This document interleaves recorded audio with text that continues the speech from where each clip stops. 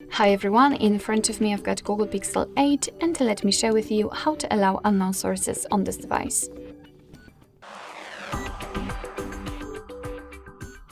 So let's start with opening the settings, and right here in the general section, of course, we have to find the apps. They should be on the third position from the top.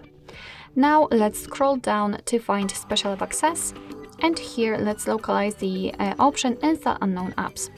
And as you can see, here we've got the list of apps which are allowed or not allowed, just like in my case, to install some content. And of course we can change it. Simply tap on the app and tap on the switcher.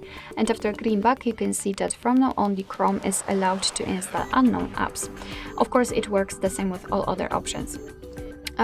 Be aware that you're doing it on your own responsibility, because some third-party apps aren't verified by the developer, so you may put your data and actually whole device at risk. So really remember about that and choose the apps wisely.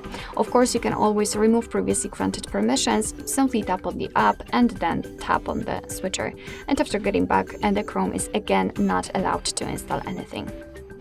Alright, so that will be all. Thank you so much for watching. I hope that this video was helpful, and if it was, please hit the subscribe button and leave the thumbs up.